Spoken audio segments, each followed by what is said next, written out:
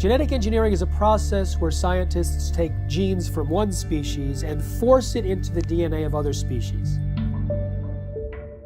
Every single independent study conducted on the impact of genetically modified food shows that it damages organs, it causes infertility, it causes immune system failure, it causes holes in the GI tract, it causes multiple organ system failure. The whole concept of genetically modified organisms is throwing a monkey wrench in the life on this planet. What if we could produce more yield on the same amount of land, squeeze more water from a single raindrop, conserve natural resources while caring for the environment? Monsanto is the company that told us that PCBs were safe. They told us that Agent Orange was safe. They told us that DDT was safe, and now they're in charge of telling us if their own genetically modified foods are safe. The reason why we have 170 million acres of genetically engineered corn and soybeans and cotton and canola oil and sugar beets in the United States is because it doesn't have to be labeled. The first genetically modified animal, a salmon, may soon be approved for human consumption. Both these fish are 18 months old, but the larger genetically engineered Aqua Advantage salmon grows twice as fast as the regular salmon. There has not been sufficient animal health testing, human health testing, or environmental impact testing of these new transgenic fish. Basically, they've taken agriculture and built an industrial model which doesn't fit nature. So instead of changing their agricultural model to accommodate what is natural, they're changing nature to accommodate the industrial model. If you have an organic corn crop that sits next to a genetically engineered corn field, and it happens to tassel at the same time, and it happens to be downwind, you're going to get your crop contaminated. The rest of the food supply is contaminated. Then the genie is out of the bottle, and it's maybe physically impossible to turn the situation around. In the genetic engineering revolution, these seeds are now patented property of one corporation called Monsanto. The pharmaceutical industry has no interest in having you well because they don't make any money if you're well. And the pharmaceutical industry is the biotech industry. Some people think that GMO really means God move over. We are heading downhill at a rapid rate of speed toward our own extinction. The use of GM in agriculture is a risk that is simply not worth taking.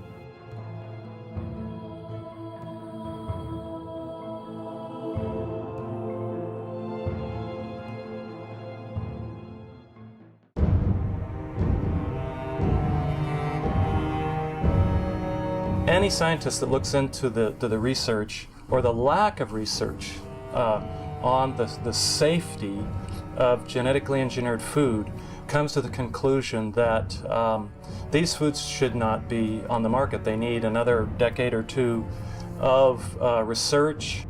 Monsanto is the company that told us that PCBs were safe.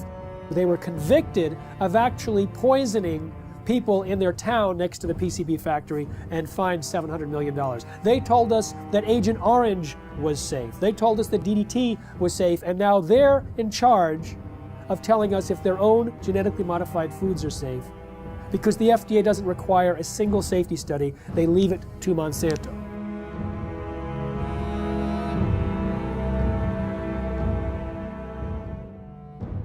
I know Monsanto, as one of the officials of the organization said, we're here to make money. And that's not just Monsanto, that's a lot of food industries. Their job is to make money for the investor. Unfortunately, that becomes the highest priority thought in their minds. Make money, make money, make money.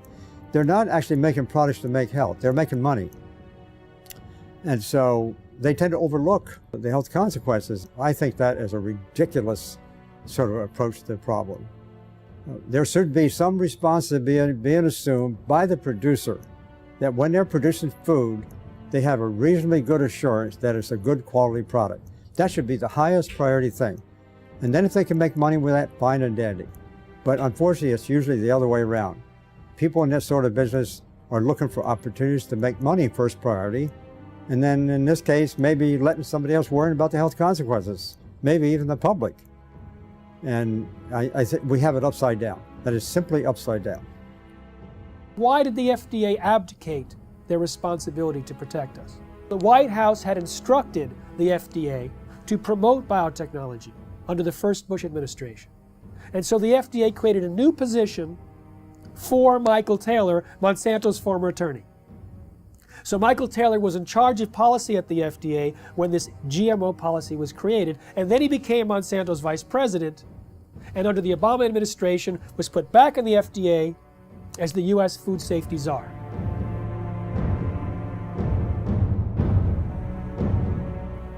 In reality, the overwhelming consensus among the scientists at the FDA were not only that GMOs were different, but that they were inherently dangerous, that they might create allergies, toxins, new diseases, and nutritional problems. They had urged their superiors to require long-term study, and when they saw drafts of the policy coming back to them, they were angry and urged their political appointees to change course. But Michael Taylor and the political appointees ignored the science, ignored the scientists, denied the existence of their concerns, and set forth a policy that allowed GMOs to be put on the market in a way that creates unprecedented risk for human beings and the environment. The FDA is composed of smart people, but they're smart people with a conflict of interest. They're smart people who make their decisions based on what will support their financial needs or their academic needs, not what makes scientific sense. What you can do with GMOs is basically engineer food in ways that make it most profitable from the company's perspective. But from the company's perspective, whatever negative aspects of that might exist are simply irrelevant. And more than being irrelevant, the company is motivated to try to suppress knowledge about those negative aspects. The company is motivated to try to suppress government attempts to regulate in relation to those negative aspects. The company is motivated to try to infiltrate government and lobby government. I mean, when you look at the Clinton administration, Bush Sr., Bush Jr., and Obama, you look at various high-ranking positions in the administrations of all of those presidents, you find people who have worked for Monsanto. Most people don't realize that Monsanto has been around for about a century. They've acquired lots of resources, and they are very clever and sophisticated. They know how the game works. They understand lobbying. They understand bribery.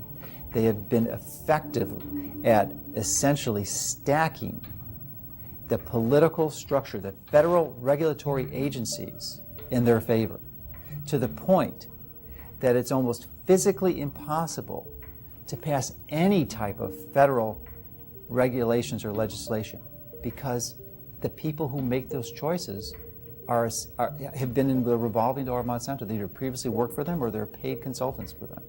The governments now, wherever they are dependent on corporations. Who are these governments? Who are these companies? Corporations. Telling people what to do, what to eat, what to feed their children.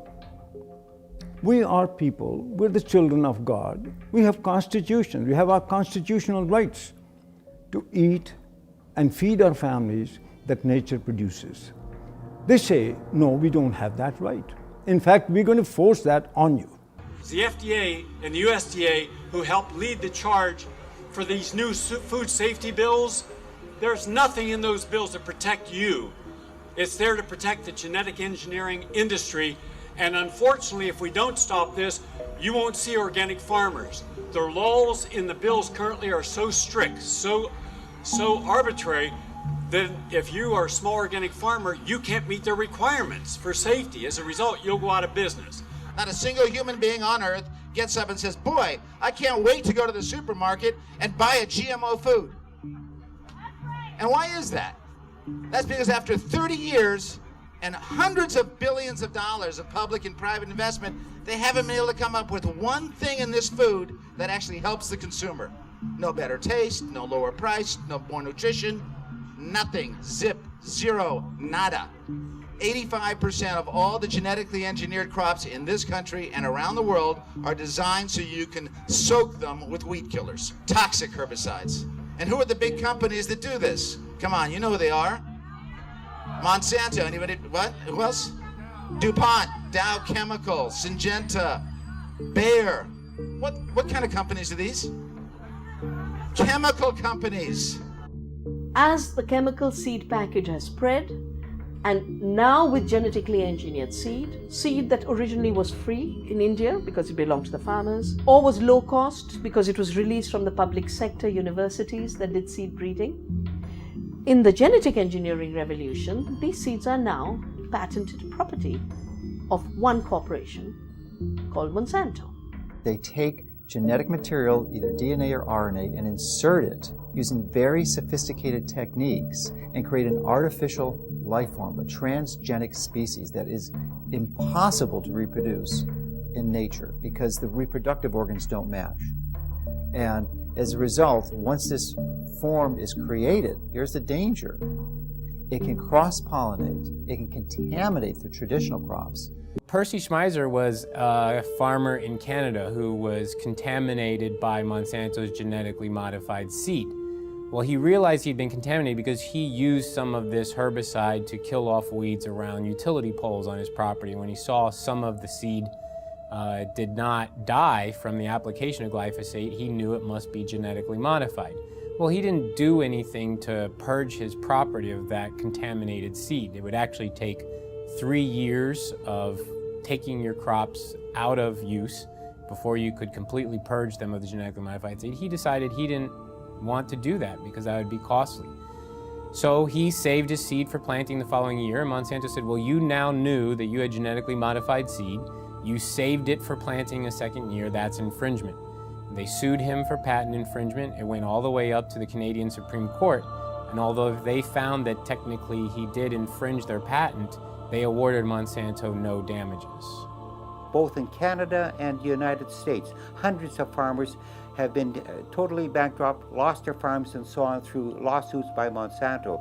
So there's a real fear. Now we call it the new fear, a fear culture amongst farmers, where a corporation now, through the rights of patents on a gene, have which is inserted into a seed to make it resistant to a chemical or whatever, is that they lose their rights to use their own seeds or plants. So it's total control eventually that farmers have to go back to a corporation like Monsanto each year to buy their seed because they're no longer allowed to use their own seeds. So as a victim, you basically have to pay for your lawsuit, your damages, and so on. So farmers become victims and they have done nothing wrong because they were contaminated by a neighbor, by whatever means, by pollen flow, by seeds blown in the wind, transportation, and so on. So it doesn't matter how it happens. If you are contaminated, it's over and it's over. It's inevitable that someone who does not want to use their seed will become contaminated. Even the United States National Organic Program standards acknowledge this when they say you won't lose your organic certification if you're contaminated up to a certain percentage, as long as you take efforts to try to avoid that contamination.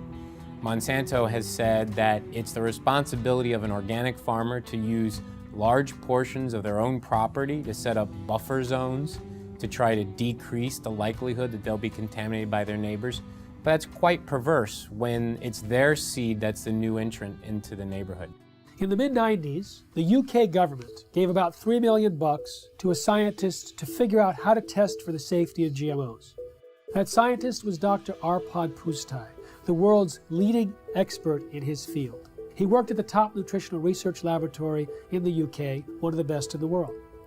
He had about 20 or 30 researchers working with him in 3 different institutes, and his protocols that he was designing were supposed to be implemented into EU law as requirements for the safety assessments of any GMOs to be introduced into Europe.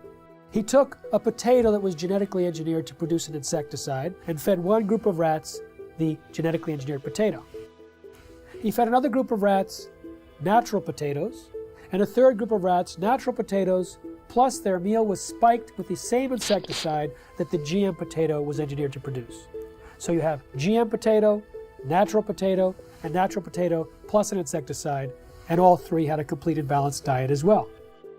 We measured all sorts of things, growth, for example, how these young animals were growing, what happened to their inside, and what happened to their immune system. And it became clear that the GM had a slower growth. It had problems with internal development of its organs, and it certainly knocked out the immune system. Only the rats that ate the GM potato got sick. They had potentially precancerous cell growth in their digestive tract, smaller brains, livers, and testicles, partial atrophy of the liver, damaged immune system in 10 days. What was the cause of that damage? It was not the insecticide, because the group eating the insecticide did not have the problem.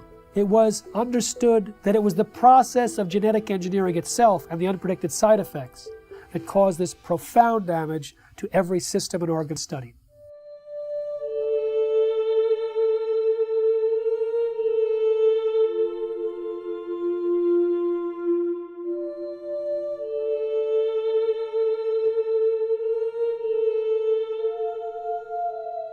He shared his concerns about GMOs and was a hero for about 2 days at his prestigious institute. The press was going wild. Here was a main scientist who was saying that we should not treat the people as guinea pigs, and that he personally wouldn't eat GMOs from what he understood. The director of his institute received 2 phone calls from the UK Prime Minister's office. The next day, Dr. Arpad Pustai was fired from his job after 35 years, silenced with threats of a lawsuit. His team was disbanded. They never implemented the protocols. Instead, a campaign was launched to destroy his reputation in order to promote and protect the reputation of biotechnology. We do have all the methods available for testing the safety of GM crops. It will be unforgiven by humanity.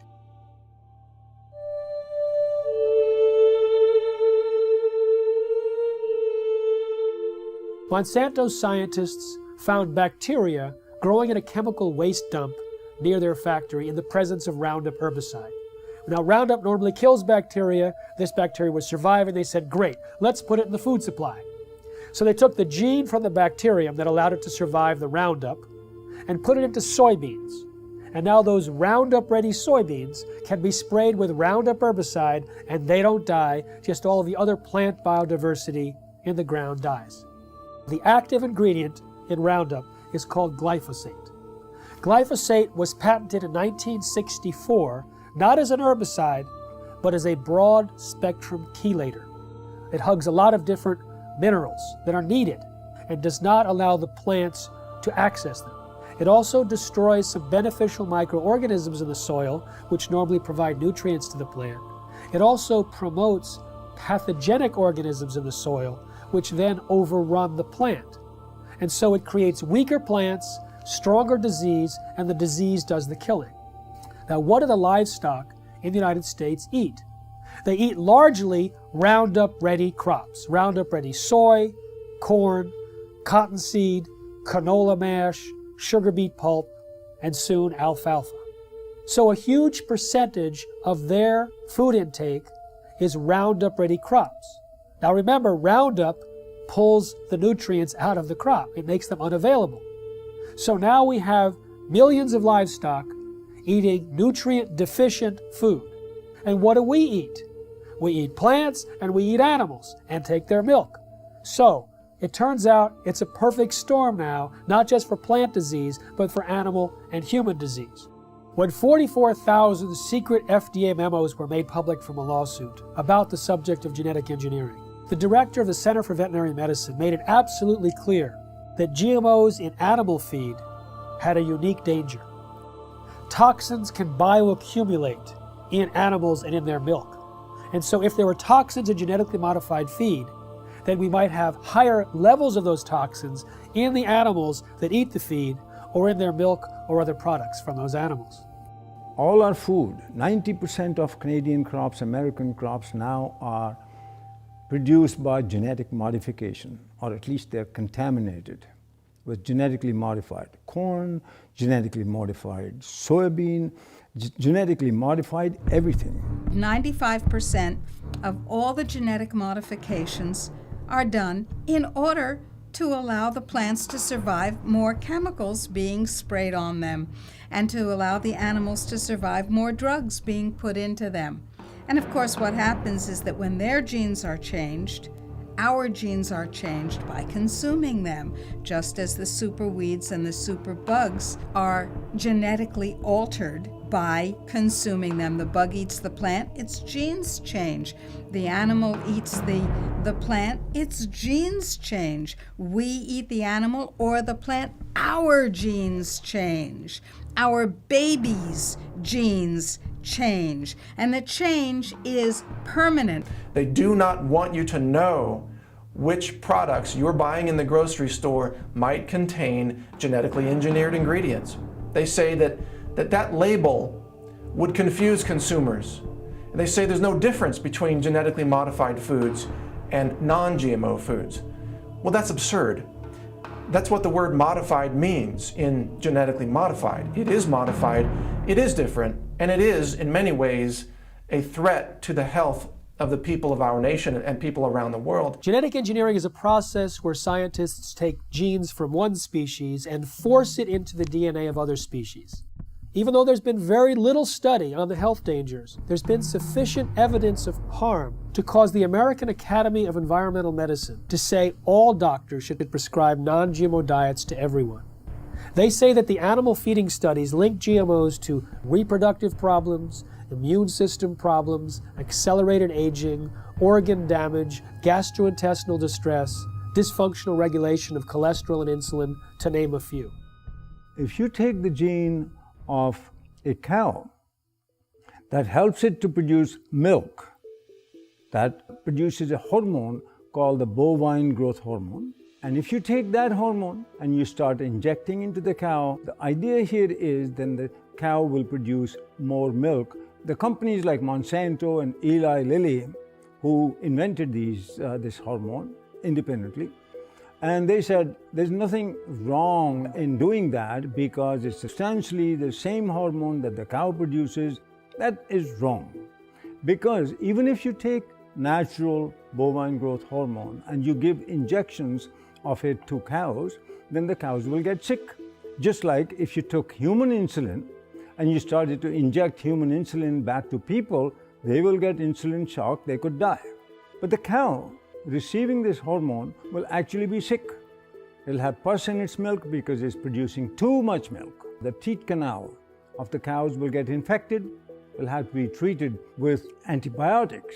When the Canadians were evaluating bovine growth hormone, the senior scientists there testified before the Senate that Monsanto had offered them a bribe of $1 to $2 million to approve RBGH without further study.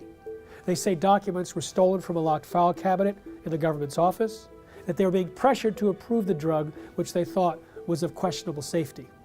What we have is rigged research, hijacked regulatory agencies where many people at the agency, at the FDA, that was approving this bovine growth hormone were from Monsanto. Monsanto's former attorney, 2 former researchers. In fact, Richard Burroughs, who was an independent veterinarian working at the FDA, he was fired. He was told he was slowing up the approval process. Well, he sued and was reinstated back at the FDA, but during the trial, his boss admitted that the whole thing was a setup to get him out.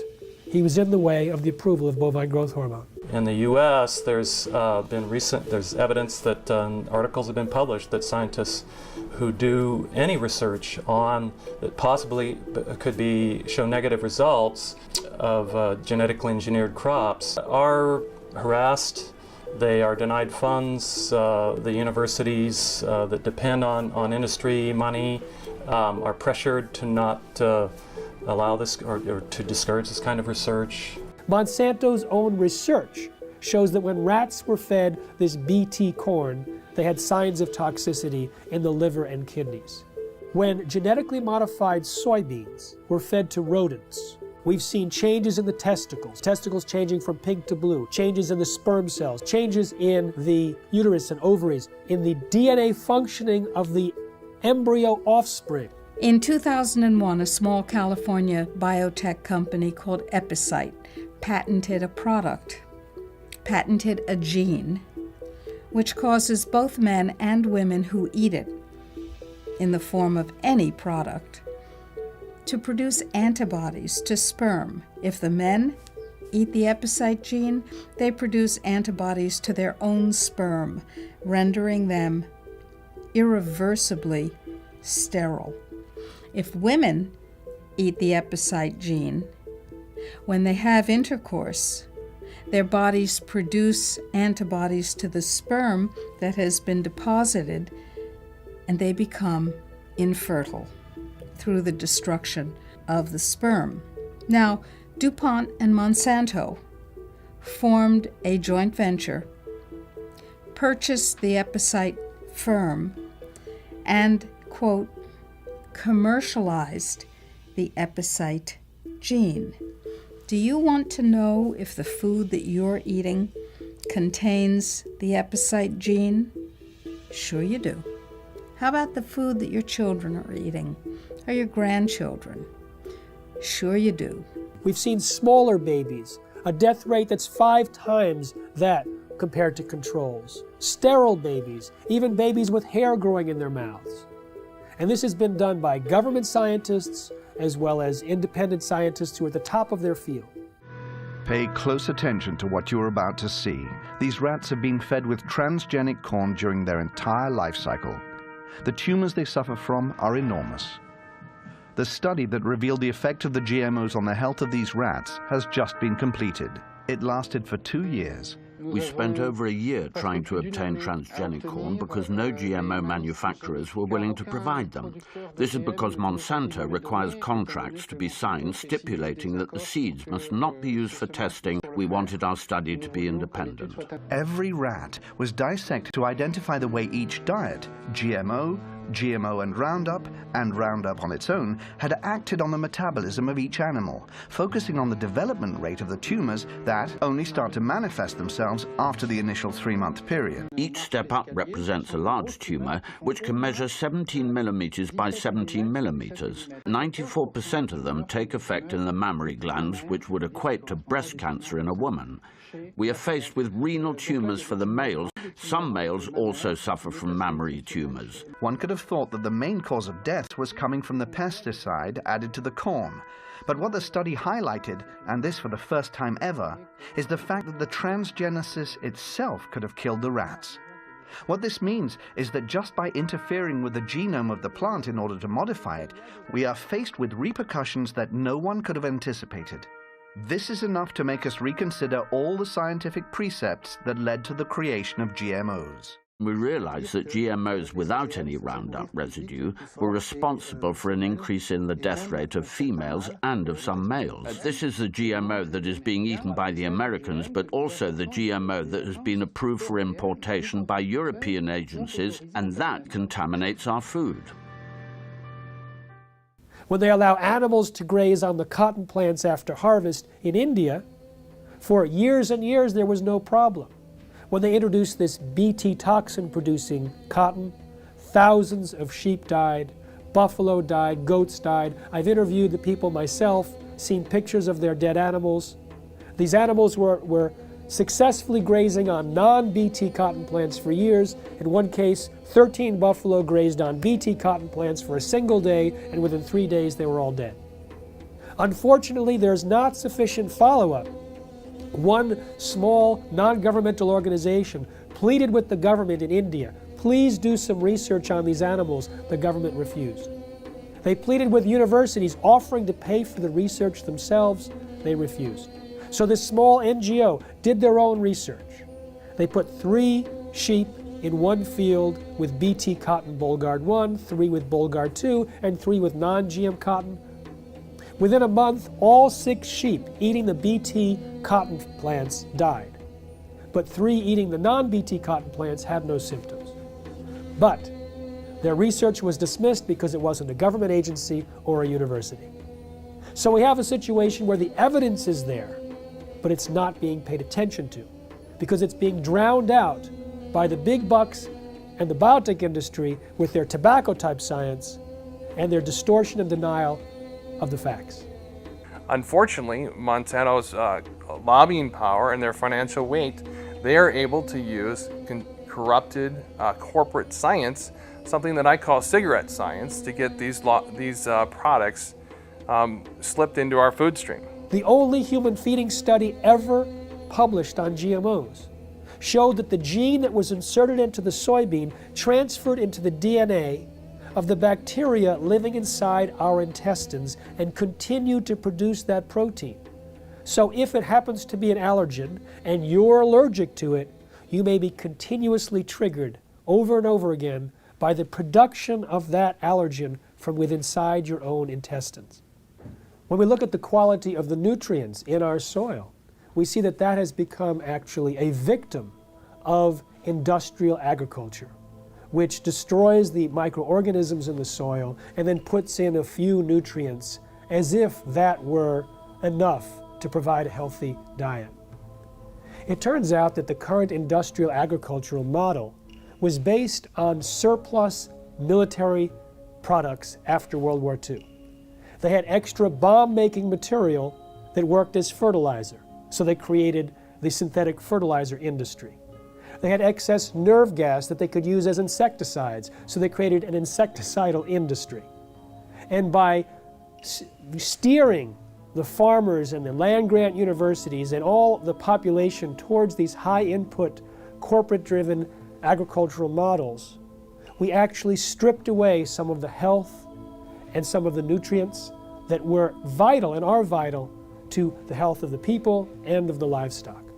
The plant's ability to absorb nutrients out of the soil is restricted with GMO seeds and plants. And that's why the nutritional value is going down. And that has become a very big concern.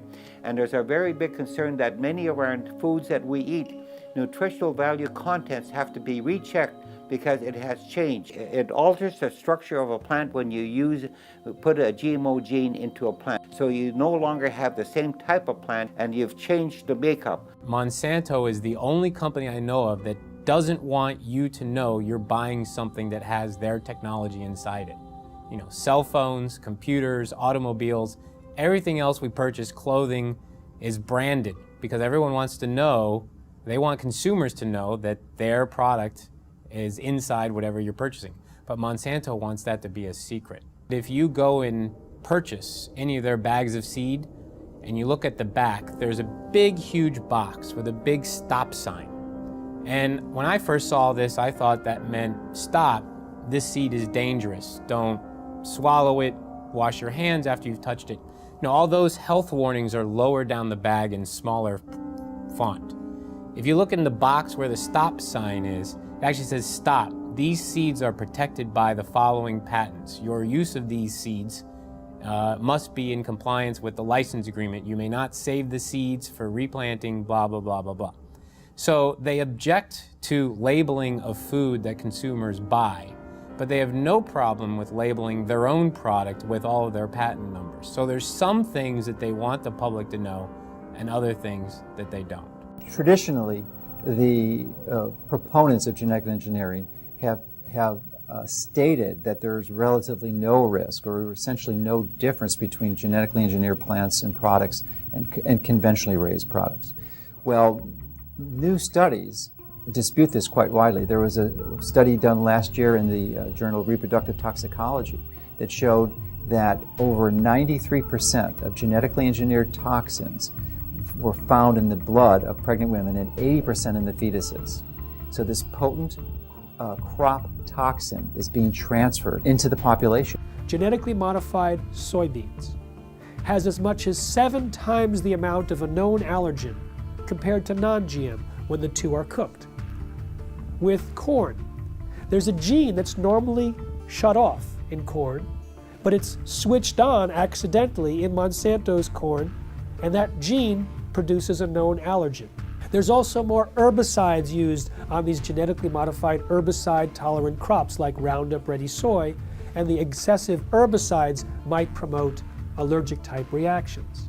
Peer-reviewed studies show that there's an association between heavy GMO consumption and serious health problems, including asthma and food allergies. There's also a damage to the pancreas and the production of enzymes that are used for digestion in mice that are fed GM soy. If we take longer to digest proteins, then that means eating genetically modified soy might cause us to be reactive to a wide variety of foods, not just to GM soy. The real risk here, the real concern is if these threats to the food supply are validated and there is the GE crops are the predominant crops and they've contaminated the rest of the food supply, then the genie is out of the bottle and it's maybe physically impossible to turn the situation around.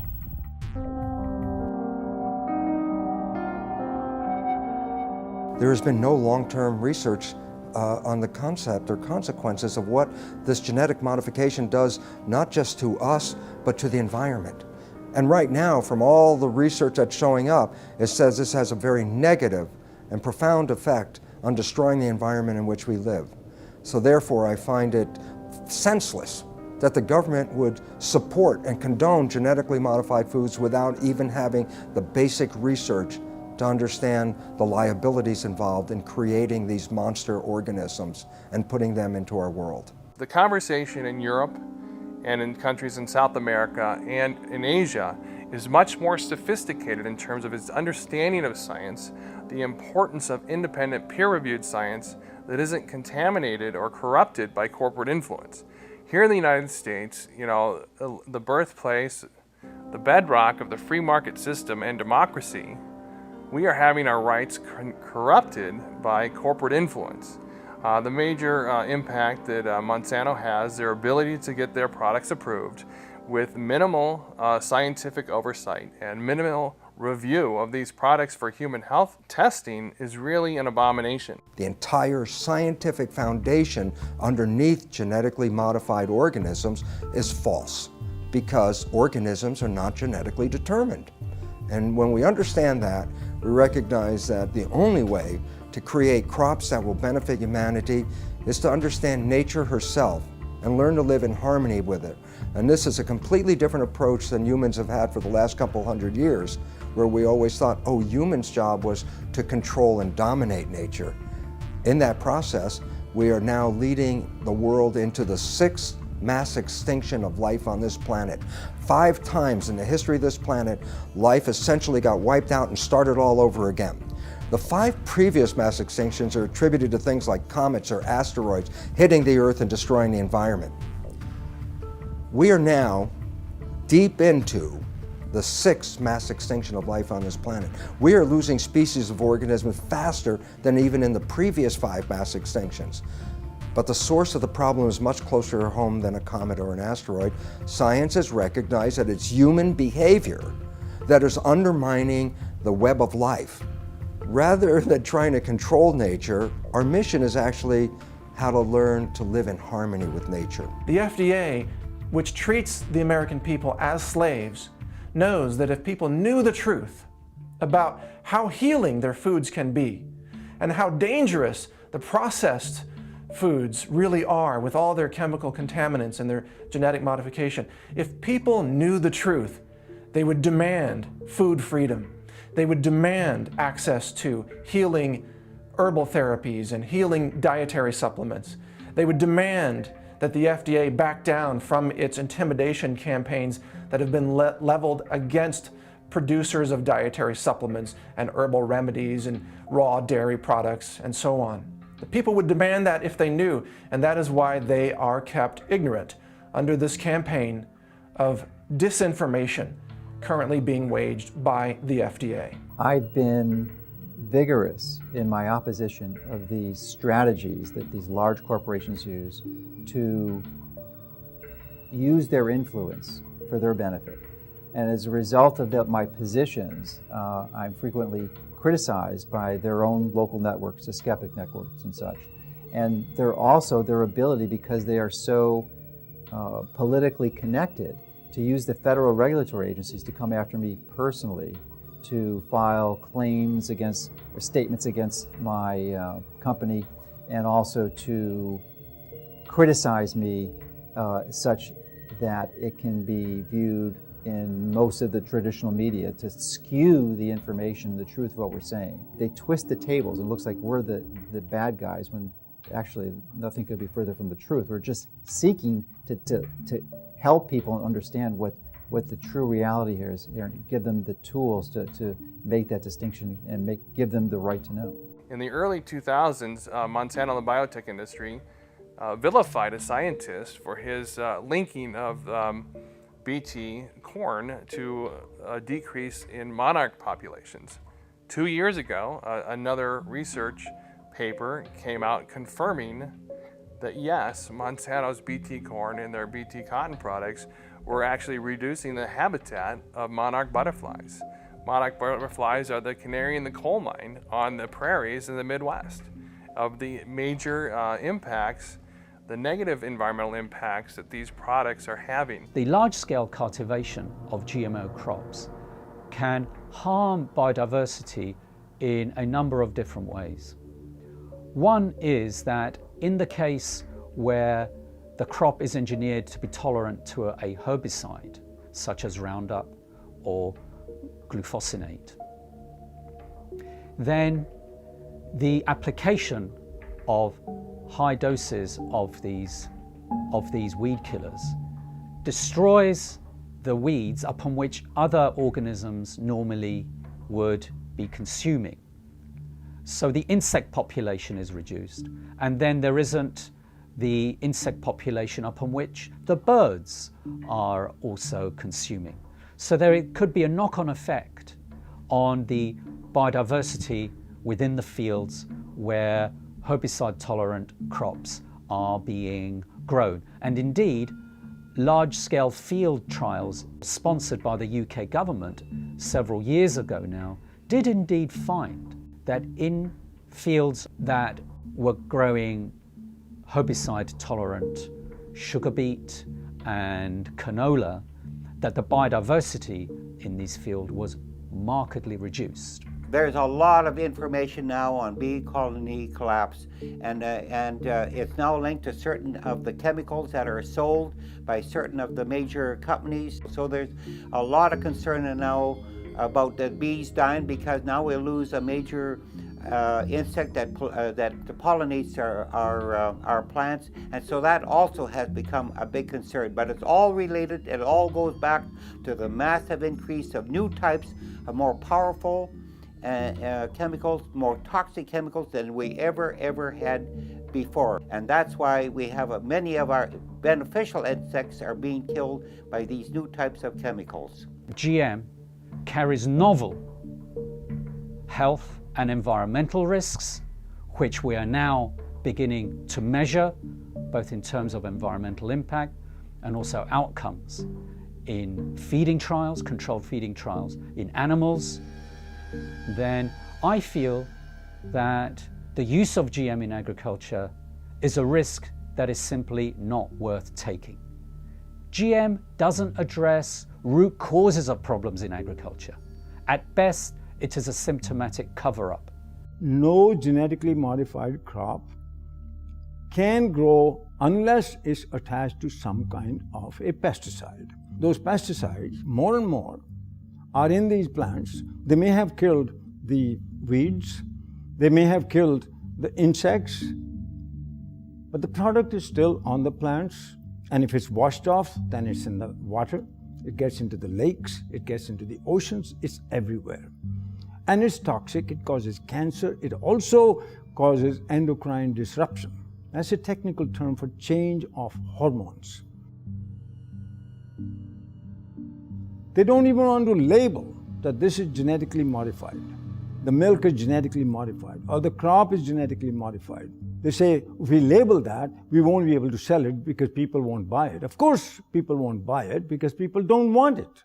We have thousands of different varieties of any given food crop you can mention.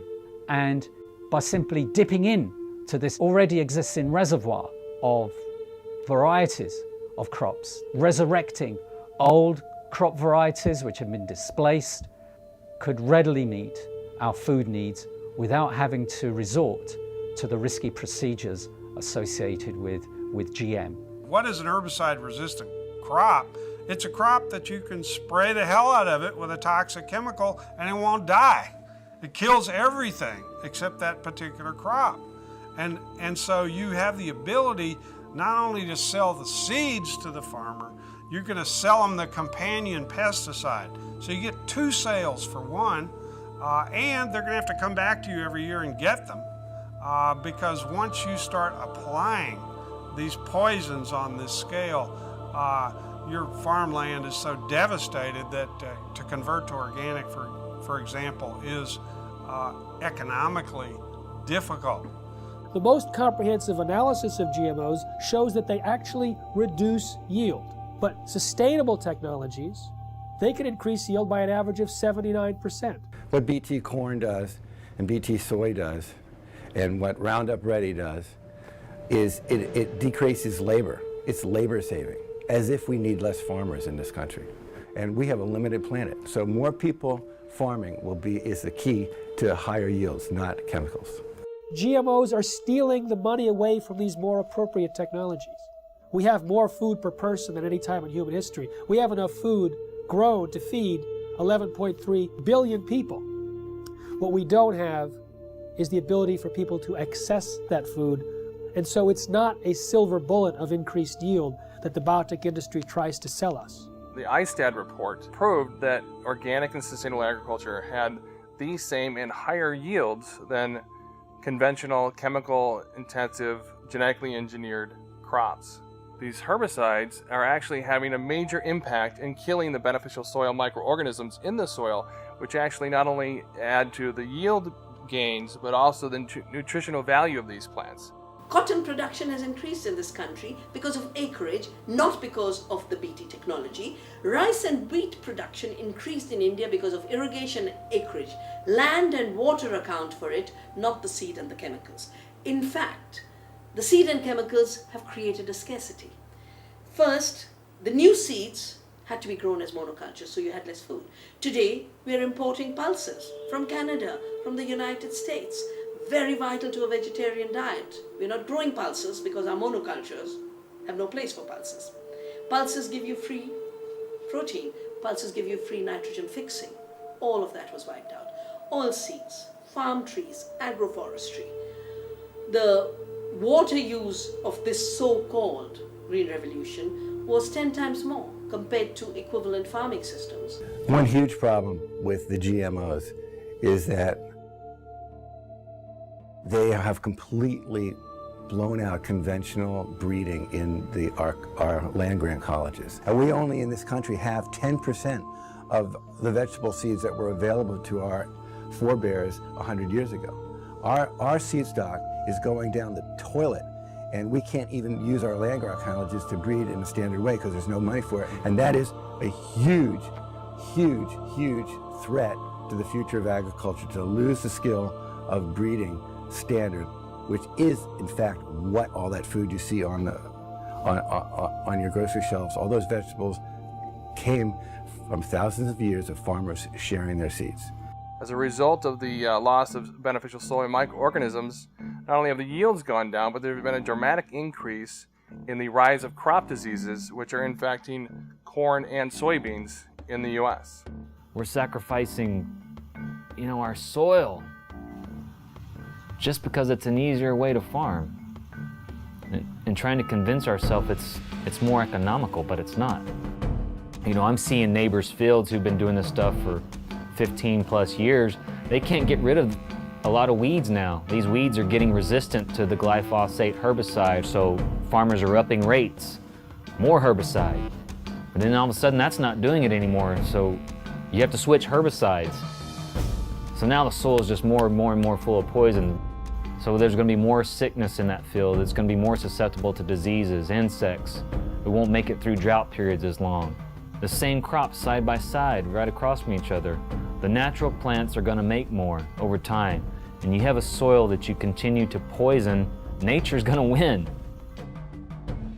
In 2006, Cornell University released a study on soil degradation that stated by the year 2050 that 30% of the land that's already cultivated will be unfarmable. Now, the thing about Roundup and glyphosate is that it stays in the soil for months or years. and it continues to cause the reduction of available nutrients and the promotion of these diseases. And so people like Dr. Don Huber from Purdue University, have identified more than 40 plant diseases that are on the rise in the U.S. because of the overuse of Roundup and other glyphosate-based herbicides. Now, it pulls these nutrients out of the food supply for months or years. According to Reuters, in 2007, there was about 184 million pounds of glyphosate herbicide used in the United States. Now that's one of many, many years, hundreds of millions of pounds, which means hundreds of millions of pounds of nutrients have been tied up and taken out of the food supply. When we have a company like Monsanto that says, I don't care what nature says, I'll create the crops that I want, and we look at what happens, we see another step, another process in our own demise. This is a very powerful enemy, a classic David versus Goliath challenge. And there's the only way we have any approach, any possibility of ever winning this thing is if we work together as a cohesive group. The whole concept of genetically modified organisms is throwing a monkey wrench in the life on this planet. And until we change that, we are heading downhill at a rapid rate of speed toward our own extinction.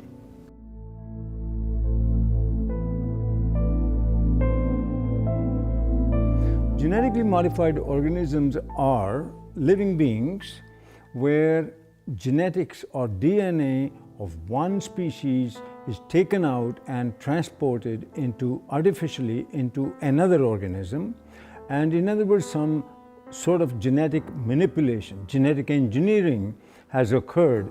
Nature, God if you like, does not permit that. You cannot take the gene of a bacteria and put it into a pig or a people or anything like that, or vice versa. They've put spider genes into goats in the hopes that they can milk the goat to get spiderweb protein to make bulletproof vests. They've put cow genes into pigs and made cowhides on those pigs. They had what was called an enviropig, a pig that would have manure that was less toxic. They can create these featherless chickens to kind of better live in these tight battery cages, these small barren wire enclosures extending down long rows and often windowless sheds. It can be 1 million birds in a single shed. How do you do that? Well, without them overheating, where you have this mass ventilation fans. But another way, you just take off their feathers. There's a genetically modified salmon that was created by Canadian researchers that was tested up in Canada. They put these frankenfish into tanks and they fed them sufficient food and there was no problem.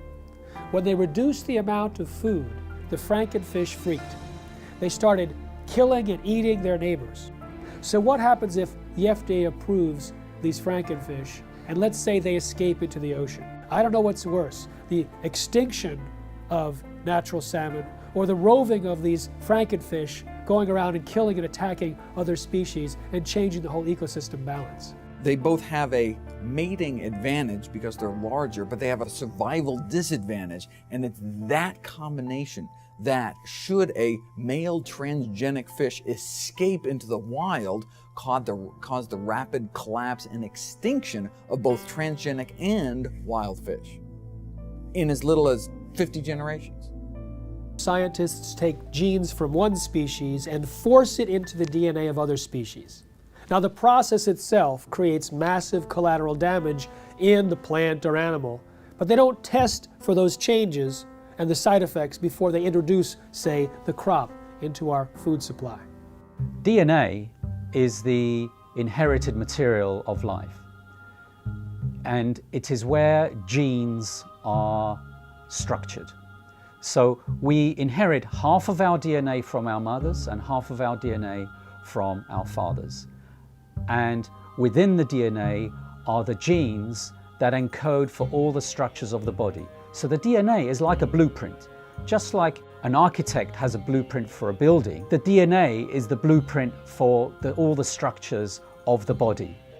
So when a gene is switched on to function, the information within that gene is being used to manufacture a protein. And that protein is then builds the structure of the body.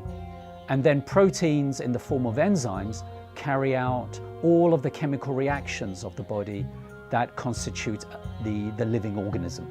When the GM gene is introduced into the plant, the genetic engineer has no control over where the GM gene integrates or splices into the DNA of the plant. And the effect of this is that the GM transformation process as a whole actually is very disruptive on the DNA structure and function of the organism. As a result, very unpredictable and potentially hazardous outcomes. Because if you disturb the balance of gene function, remember, the gene function is controlling the structure and the biochemistry of the organism. If you disrupt the balance of gene function, you disrupt the biochemistry. And if you disrupt the biochemistry, you run the risks of creating novel toxins, novel allergies, as well as a disturbance to nutritional value. These types of outcomes resulting from the disruptive effect of the GM transformation process have been observed, are observable, and they're genuine.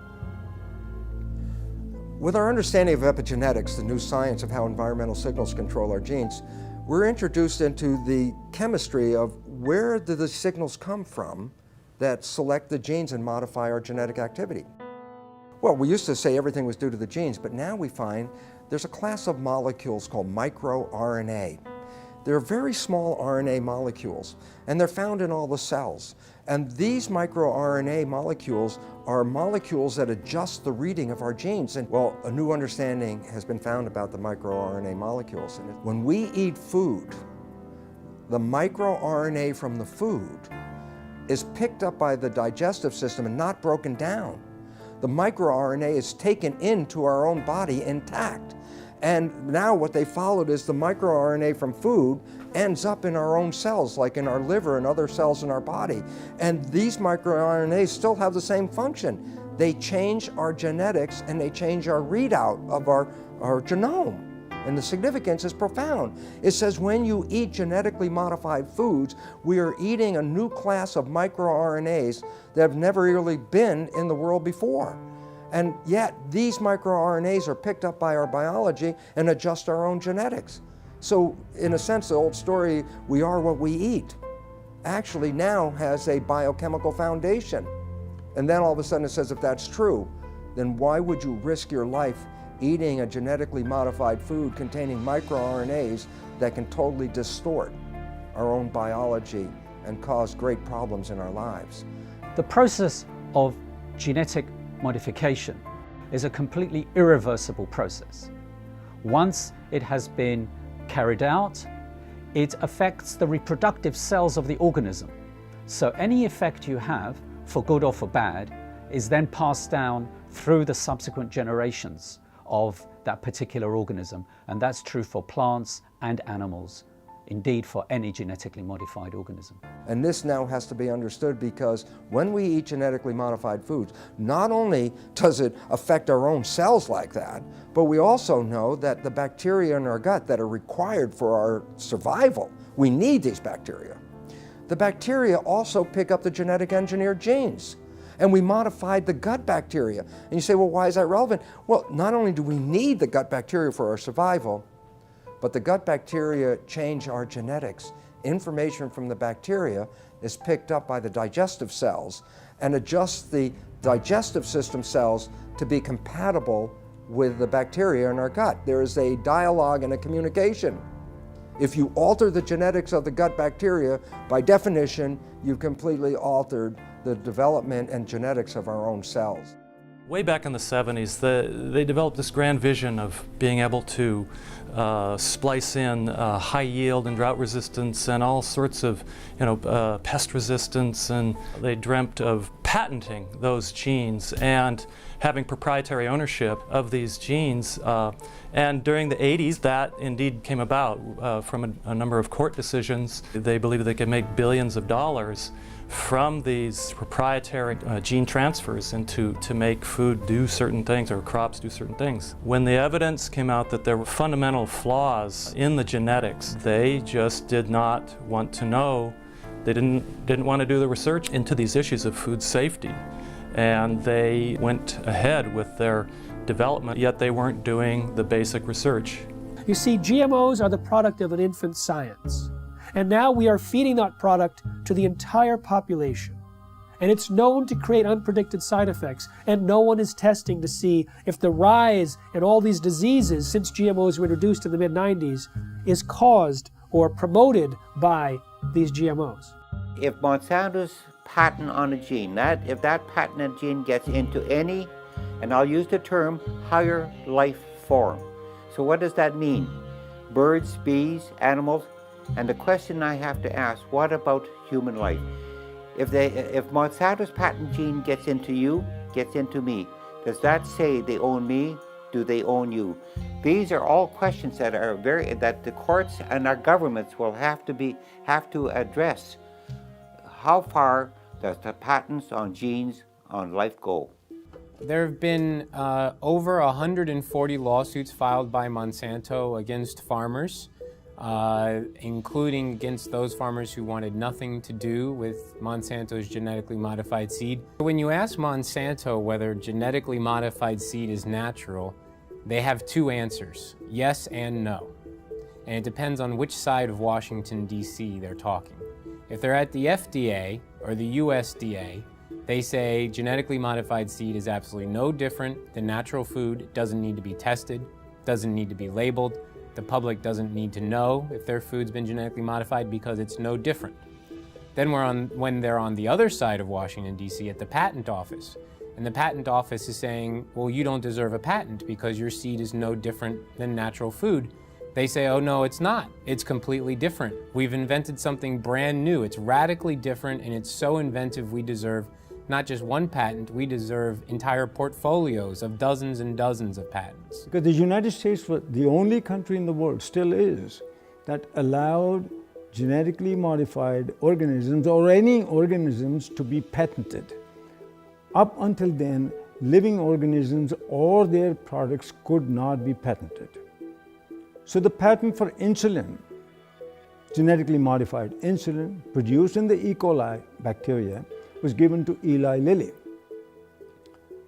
Monsanto got it for RBGH, the bovine growth hormone. I have a book called Corrupt to the Core. In that book, I describe, by quoting from a published speech by a Monsanto executive, saying how they're going to control the whole world. Not just by genetic modification, but they're going to take charge of the whole world by influencing the White House, the Whitehall, the French Parliament, and Canadian Parliament, and the Japanese Parliament. This is published information. How they're going to control the whole world.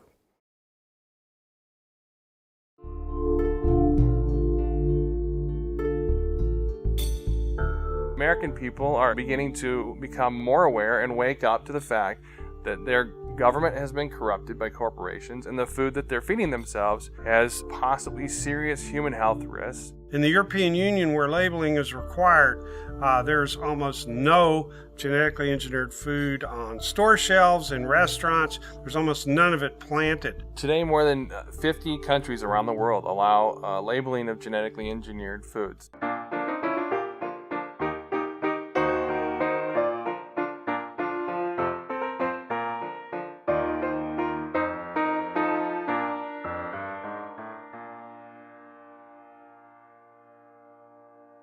The FDA has received over 1 million comments from citizens demanding labeling of GMOs. 90% of Americans agree. So why no labeling? I'll give you one reason. The influence and the corruption of the political process by Monsanto. If you have an organic corn crop that sits next to a genetically engineered corn field, and it happens to tassel at the same time, and it happens to be downwind, you're going to get your crop contaminated. In fact, even the seed stocks are becoming contaminated. I should have the right to be a conventional farmer. You should have the right to be an organic farmer if you're right. But if we have GMO farmers, you no longer, remember this, you no longer can have an organic farmer, you can no longer be a conventional farmer. You'll become a GMO farmer whether you like it or not. An expert at air pollution calculated how far corn pollen could travel in 24 hours, which is the maximum time that it can remain viable to cross-pollinate. It could travel under certain weather conditions over 500 miles. They want the public to sit down and not think about what happened before this piece of meat got on my plate. What happened before this glass of milk sat on the table? We have an ethical responsibility, I believe, not just to other humans and to the future generations. We have an ethical responsibility to all living creatures. We have increasing numbers of retarded and autistic and genetically damaged people among us. We have increasing numbers of lethal allergies and potentially lethal allergies that coincide with the introduction of genetically modified food. We have increasing amounts of autoimmune problems. We have increasing amounts of pretty much everything. The pharmaceutical industry has no interest in having you well because they don't make any money if you're well. And the pharmaceutical industry is the biotech industry, and it is the agrochemical industry. Thousands of doctors are now prescribing non-GMO diets to every patient. In fact, the American Academy of Environmental Medicine urges all doctors to do so. They evaluated the animal feeding studies and said that there's a causal relationship between GM feed and disorders. And they urged the government to put a moratorium in place on GMOs, and of course, therefore labeling. My God, we are the sickest of the major countries in the world, and we're also becoming the dumbest of the major countries in the world. And the significance about that is, what a coincidence. This is the motivation of a government, and this is exactly where we are. A country like the United States has 20% of its GDP spent on healthcare costs, on trying to cure chronic disease. We're giving vaccines in children. We're giving all these other drugs, bad food, pesticides, hormones, everything getting into the system in animals and people. This is going to drive countries bankrupt. We're talking about people whose lives are either terminated through preventable diseases which were not prevented, through the toxification of their bodies by toxic food. Total population of the world is about 7 billion now. They're saying by 2050, the population will grow to approximately 9 billion. And these companies and the governments all over the world are saying the amount of food in the world will have to be increased to twice the amount. The biotech industry is promising to feed the world with crops that'll have higher yields, even though it's not the amount of food right now that's the critical issue, it's access to the food. And access to the food is largely an economic issue. There's no shortage of food. This is purely due to corruption, because corrupt people in power won't let poor people have their share.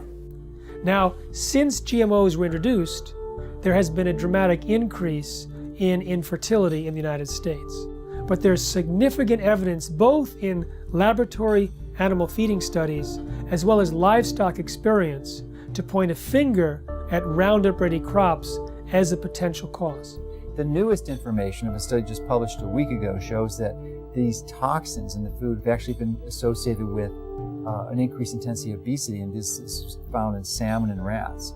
And there are other suggestions that they produce long-term imbalances in fertility rates, in hormonal levels, and immune function, and the ability to digest foods. Big agricultural and chemical companies don't want to label GMOs. What these corporations say is that labeling GMOs will increase our food bills. What I say is if they're so concerned about our bills, then they need to focus on a bigger price tag, and that's our healthcare costs. And we're not just talking about the cost of medications here. How about the cost of missed work and lost productivity when parents have to rush their child to the emergency room or to a doctor's office? And for the children, how about the missed school and summer camp? We're talking about the emotional and societal cost played out over and over again, hundreds of thousands and millions of times over. So these companies that are promising us to have abundant food, bring prosperity, they're lying. and the governments are with them?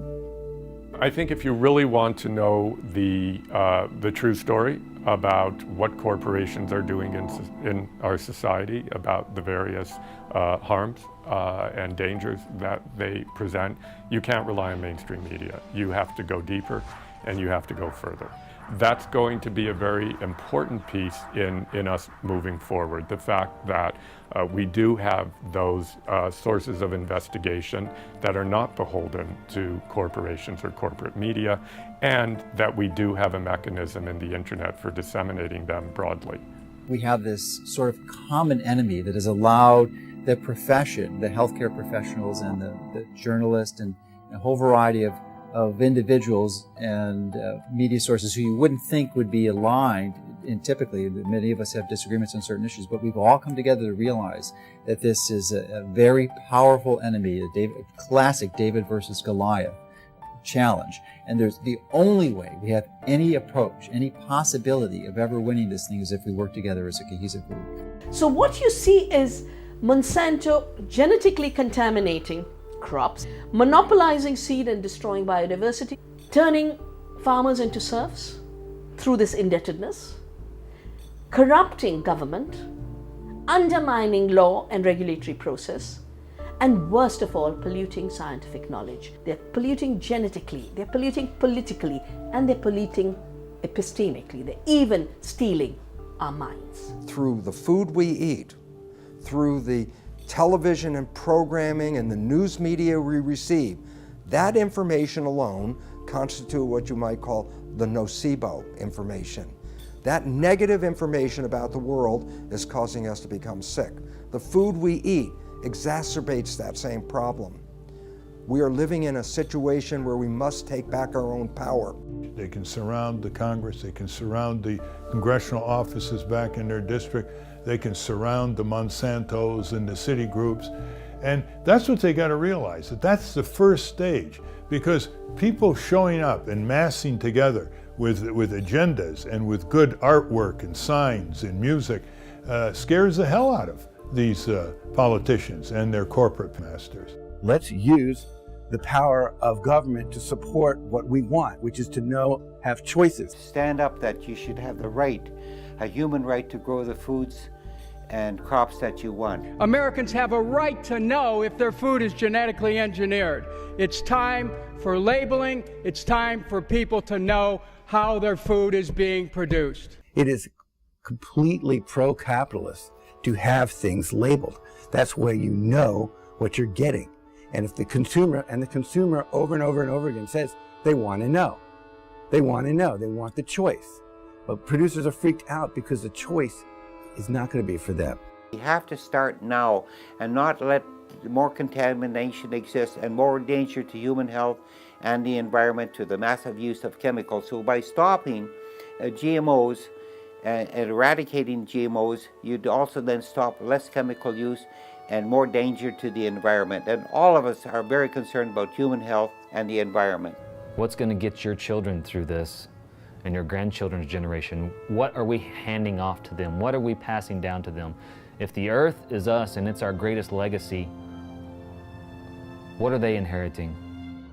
And if you care about what you put in your body, you'll create as much of your own food supply as you can while you still can. Save seed, grow heirloom foods without any chemicals.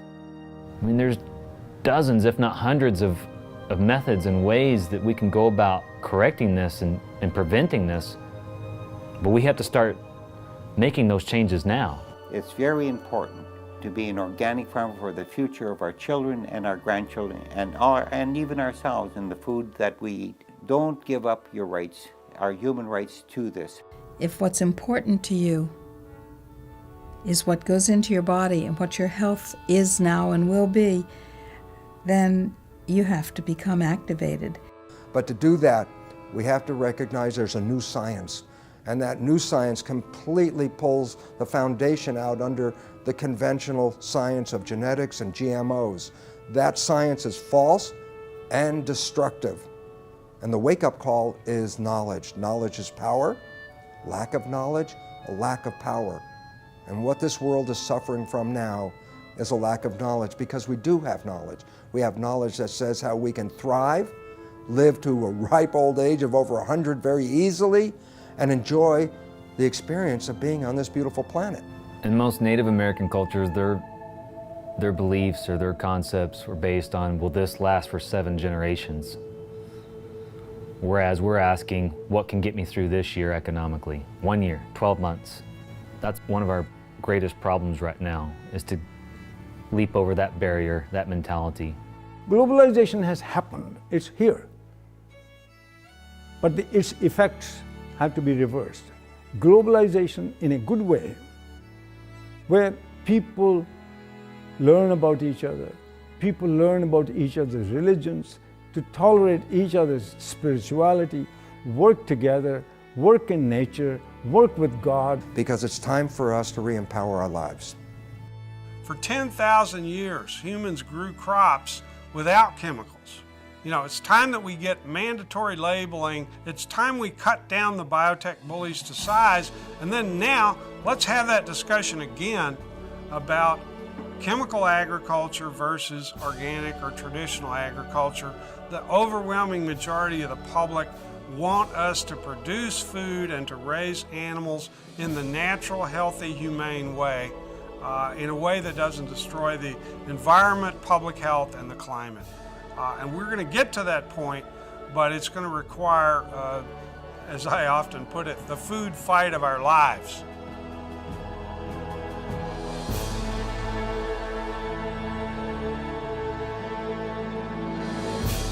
I'm looking at the food that's in the grocery store. They say it's safe, everybody eat more. On second thought, I don't really know if it's made with those GMOs. So I'm looking for the non-GMO label. Before I bring it home and put it on the table, I wanna know if it's verified, so I don't harm myself with genetically modified. They don't want you to know. Poison they grow. Profits they show. From those GMOs. Seeds that they sow. Gonna hurt us, we know. Told them to go. Say GMO, no. Hey, look. I don't wanna eat poison. I don't want gene mutations at my dinner reservations. It's a food abomination. What they're doing to this fast food nation.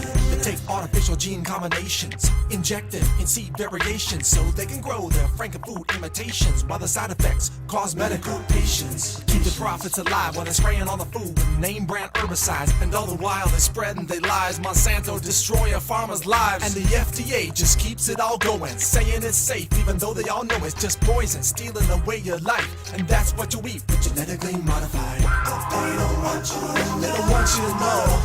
Poison they grow. Profits they show. GMO, no. Seeds that they sow. Gonna hurt us, we know. Told them to go. Say GMO, no. FDA scientists said that GMOs might create allergies, toxins, new diseases, and nutritional problems. Allergies, toxins, toxins. And they said, no testing necessary. No testing necessary.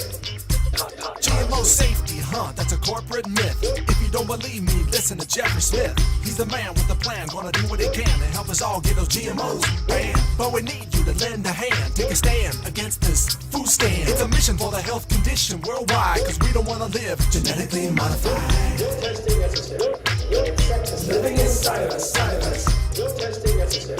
No insecticides. Living inside us. Don't eat food unless you know what's in it. Don't believe the propaganda, the press will spin it. Affects everybody, we all up in it. Stand up to Monsanto, tell him, oh no you didn't. Reject Franken foods in the store. Demand honest labels so we can be informed. We have a natural right to know what we buying. Just say no to GMO before our farms start dying. Just say no to GMO. These corporate crooks are lying. Just say no to GMO. This time we're not complying. Just say no to GMO. We just not buying it. Just say no to GMO. No testing necessary. No insecticides. Just say no to